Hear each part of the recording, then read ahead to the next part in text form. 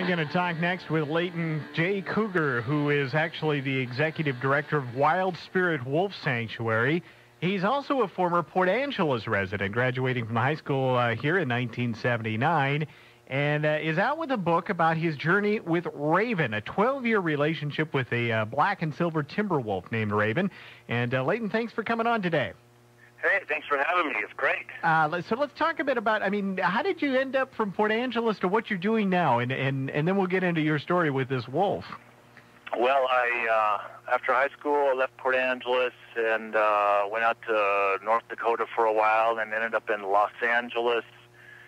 And I carried a trade with me that I learned in high school that has kept me alive all these years since high school, which is furniture making. And so out of high school, I made furniture and went to L.A., made furniture, managed some rock and roll bands, and then got tired of the city and retreated to New Mexico and sort of found my own refuge here. And basically what happened is I moved into the neighborhood with this project that was going on with rescuing captive-bred wolves and wolf dogs. Right, which then leads us into kind of your story here as well. Yeah. So that was your foot in the door to be exposed to these wolves. Was Raven a rescued wolf then? Yeah, he was living in Northern California in a county where it was illegal to have a wolf as a pet. And so finally somebody spotted him, called animal control. Animal control came to the guy and said, you need to either relinquish him to us where we'll execute him or relocate him. And so the guy decided to execute him, actually. And we got wind of that and were able to save his life just 2 days before they were going to put him down. And brought him to us. And, he was just as feisty and as on fire as any wolf would be. And the very moment I walked into his habitat and met him, he grabbed me by the arms, growling, snarling, tail up, fur up, and I nearly wet myself and quickly escaped the habitat. But something happened moments later where felt like a switch was turned on inside of me, and we began this amazing journey for 12 years, traveling across the country and talking to people about wolves and nature and the wild and that sort of thing. Right. And really your message is, and I think it's a good one, is that these are not pets. If you want a dog, get a dog, right? Exactly. Yeah. Exactly. And you just pointed out one of the reasons why. This was a wild animal. A raven was certainly a wild animal when you first encountered him as well. It sounds to me a bit from your story that you're lucky that whatever happened and that switch got turned, because certainly you wouldn't have been normally having this type of a relationship with a wild wolf, essentially, even though it was captively bred. Yeah. Well, they're always wild animals, even when captively bred. And but the great thing is that the first couple of years of our journey was difficult for me to sort of understand just what kind of personality this animal had, and help it develop, and watch him develop into just an amazing ambassador to the wolf nation. His job really was to help people understand that wolves are not the big bad beast that's going to run amok and eat your children, but they're also not your pet. Mm-hmm. And you can imagine a guy like me, 6'3", shoulder-length hair, tattoos and earrings, with a big black and silver timber wolf in the public. We tend to get attention. Yeah. What was the reaction when you'd come calling to places? I would think people would... people would see him and just be mesmerized, and then sort of, look up at me and go, wow, is that a wolf? And that was my opening. That's my opportunity to say, yes. And here's what we're doing. Here's why he's in the public. And this is, we're here to tell people that, wolves should not be your pet, and we should respect them, and that we need them in nature. And we know that wolves are one of the keystone species in our wilderness areas that help maintain balance with nature. And without them, nature starts to fall apart, as was proven with the Yellowstone experiment. Right. What did you have any issues with Raven when you first went out, though? I mean, here you are, you're taking a wild animal into the public, essentially. Did he react, well, maybe characteristically would be the better word, because I would think it could be dangerous to take a wolf into public. Well, the important thing for people to understand about wolf nature in general is that they're neophobic. They are afraid of everything. They're afraid of new people, new things, new objects, new environments. And the great thing about Raven is he was so far one of the bravest wolves I've ever met, because he was able to withstand social pressure, being in close quarters with lots of humans and cars and shopping carts and loud music and firecrackers and things like that. Often he would be terrified. We had one event that we went to for 10 years in a row where they had a big blue goose where they had person dressed up as a blue goose that would go around, and it terrified him. Yeah. Just lost his mind when he'd see that blue goose and drag my butt, far, far away. I might have done that too. I don't know. A guy in a blue goose costume, I'm not sure about. But anyway. Yeah, but really, our very first outing was an amazing experience and a great learning experience for both of us. I made the mistake of thinking that I could take him to a Mountain Man event, and as I had just got there and I was setting up my booth, I was pretty much alone, and I got all my merchandise out, my cash box out, and someone fired off a gun. And that wolf that was attached to my arm by a leash dragged me up into the woods and would not leave. And here I'm thinking, shoot, I got all my merchandise and my money down there. What am I going to do? And this guy's holding me captive in the woods. And as I lamented for a half an hour and pleaded and begged and forced and did everything I could to make this thing budge without being eaten alive, I finally came to the realization that I got to make a deal with this guy. So I did. I literally made a deal. I said, listen, Raven, I see that this is a bad deal for you. So here's my promise. I will never make you do something you don't want to do ever again. If you don't make me do something I don't want to do, like what I'm doing right now, if you bargain with me, make it to this day, and I'll never force you to do something you don't want. And immediately his demeanor changed, and he walked right back down to our booth. Yeah. Would you suffice it to say that perhaps Raven had a little more domestication to him than your typical wild wolf would be? Because it's obvious he kind of understood you. Well, I think first of all, just to correct language, he's definitely a wild animal. Right. He is a captive-bred wolf. But there's no domestication in there whatsoever, because when you domesticate a wolf, you get a dog. Yeah, exactly. Right. But really, I think what it boils down to is that switch that he turned on that day when he grabbed me by the arm was one of communication. Mm-hmm. It took me a long time to figure it out. But we had, people who would observe us, and I can tell you this truthfully, even my wife would call me Raven and him Leyton by accident. Because you were the same guy, basically. We were the same. We were, and that's what the book is about. It's about this amazing bonding, this sort of etheric connection that we had together that is virtually unexplainable, and the tremendous relationship we had. Raven and I did something in public hundreds and hundreds of times that I feel certain that no other human being has ever done, and that was demonstrate ritual domination.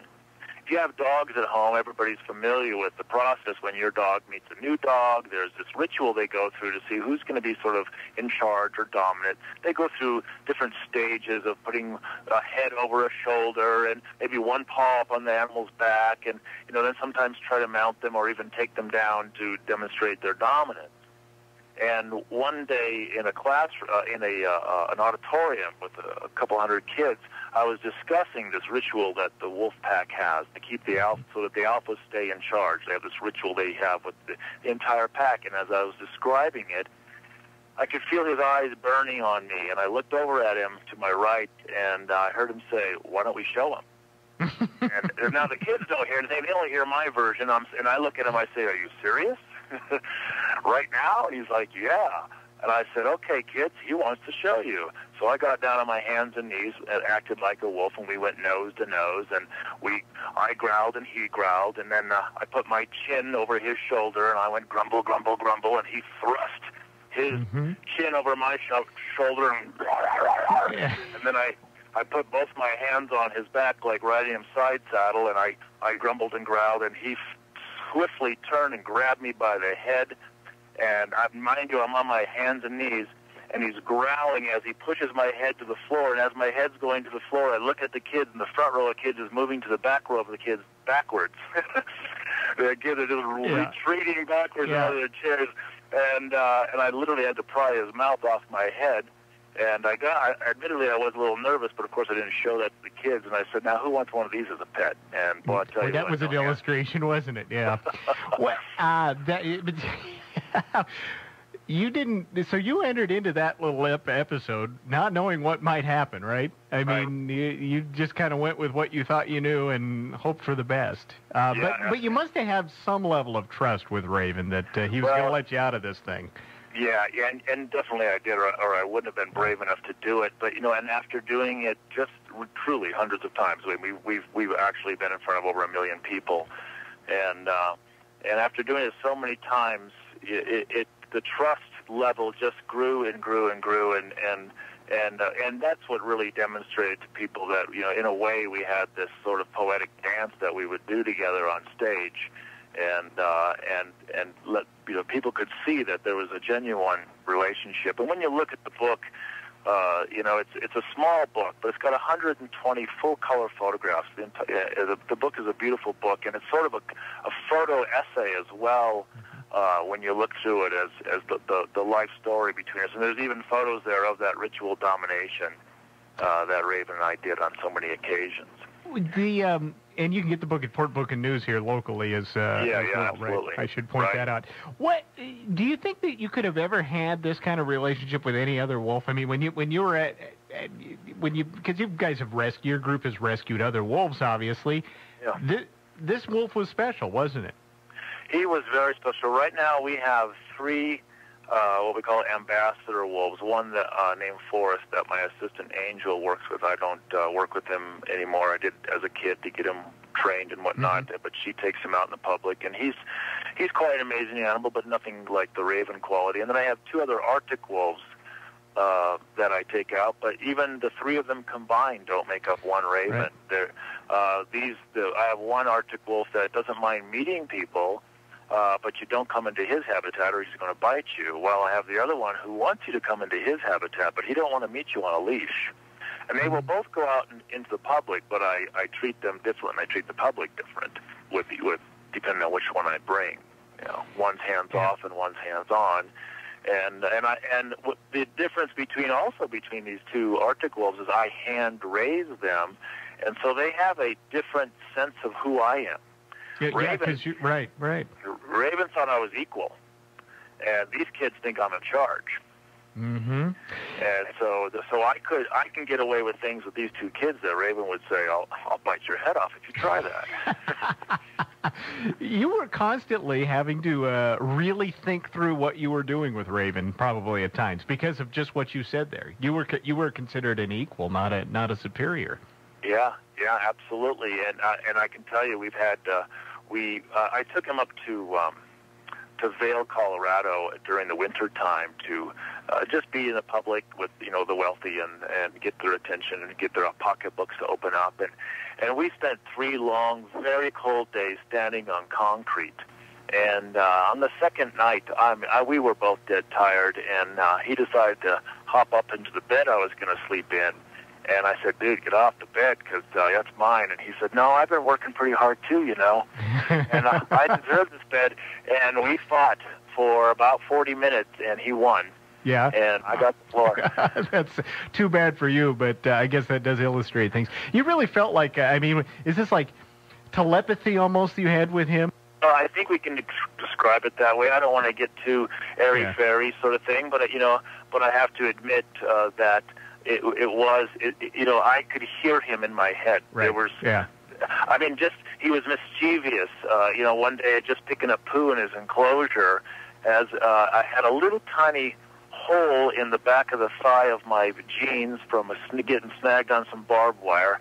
And I'm cleaning up poo, minding my own business, in my own world, and all of a sudden I scream like a little girl as he sees that spot. He's like, I'm going to bite him right there. You know? And another time in the same type of situation, sort of in my own world, which you're never supposed to be in a wolf habitat. Stay alert, stay in the here and the now. But I'm daydreaming. And in my daydream, I sort of get this mental picture of, oh, I'm going to get him right now. And the second that thought came through my head, he was on me, growling and snarling and ready to play hard and fast. And it's like, well, that wasn't my thought. He was really, he told me before he hit me. Well, Leyton, you certainly have had a terrific run and a wonderful story to share, and I just encourage people to pick up the book, which is what's the official title of your book? Just like you said, A Wolf and His Man, The true story of a wolf with a mission and the man he chose to be his voice. And it's available right there in Port Angeles at Port Book and News. And the fellow who owns that claims I have no friends in Port Angeles because no one's buying the book.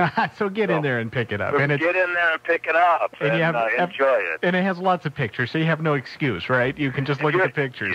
Yeah. If you're a dog lover, you will love this book. If you even remotely like wolves, you're going to be thrilled with this book. All right, Leyton, thanks for coming on today. We'll have to have you back. We can talk a little bit more about what a great journey you had. Well, anytime. All right.